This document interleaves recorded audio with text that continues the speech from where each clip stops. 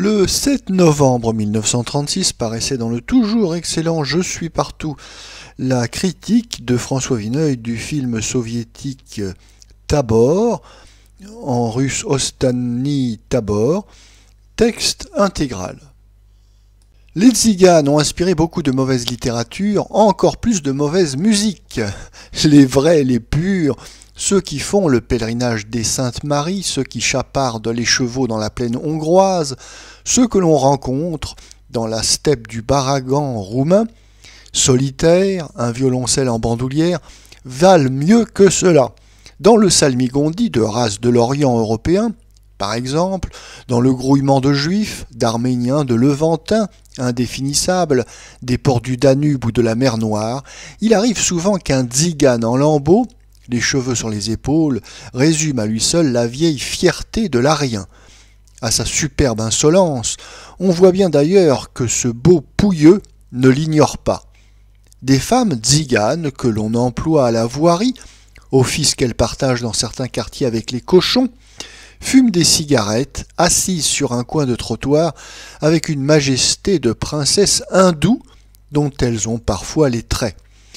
Le tzigane peut devenir un assez redoutable chenapan, mais il ne se prolétarise jamais. La Russie possède et part sur son territoire les plus beaux et les plus farouches tziganes d'Europe.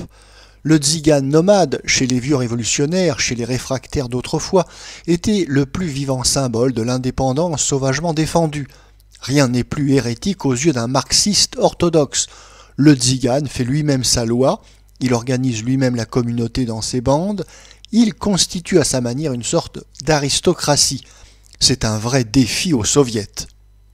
Dans le film Tabor, mis en scène soit dit en passant par un monsieur Schneider Goldblatt, on voit donc une tribu de tziganes que les services compétents ont flanqué d'un instructeur soviétique. Les figurants sont loin d'être tous d'authentiques romanichels. Monsieur Schneider Goldblatt a glissé au milieu d'eux un certain nombre de ses coreligionnaires. Dans l'ensemble, cependant, les visages ont une noblesse qui met encore mieux en évidence les traits sale-gueule, hypocrites et affreusement triviales que le cinéma de Moscou ne manque jamais de donner aux dirigeants, aux employés soviétiques, sans doute parce qu'on ne trouve pas de comédiens moins disgraciés pour jouer ces rôles. L'instructeur présente aux tziganes l'inconfort de leur roulotte, l'insécurité des chemins et des campements. Pour les besoins de la cause, on nous montre la tribu platement asservie à un vieux chef tyrannique, ce qui est en contradiction formelle avec tout ce que nous savons de l'histoire et des mœurs des Romanies. Le gros de la troupe voudrait bien suivre l'instructeur, mais elle tremble. Les charmes d'un kolkhoze, auprès duquel on fait halte, seront plus forts que leur terreur. Les tziganes iront s'embrigader en masse parmi les moissonneurs et les laboureurs de choc de M. Staline. Ils auront la joie de recevoir un passeport qu'il leur faudra faire viser pour aller jusqu'au village voisin, de moissonner des blés verts sur un oukase de Moscou ou de crever de faim devant des granges pleines, mais collectivisées, auxquelles il est interdit de toucher sous peine de mort. La fin du film dégage la même tristesse que le massacre des derniers chamois alpins, des derniers cerfs de nos forêts. Quant à l'intérêt cinématographique du spectacle, il est nul, comme pour tout ce qui nous arrive de Russie depuis 10 ans.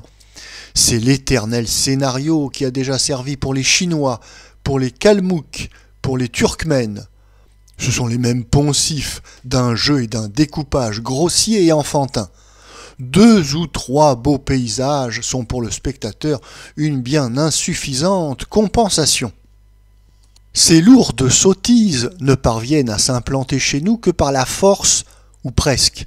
Les exploitants mal en point ne se rabattent sur ces films que grâce aux conditions exceptionnelles qui leur sont faites par Moscou au titre de la propagande, et auxquelles s'ajoute encore le régime de faveur du gouvernement français. C'est une intolérable concurrence organisée presque officiellement contre notre cinéma.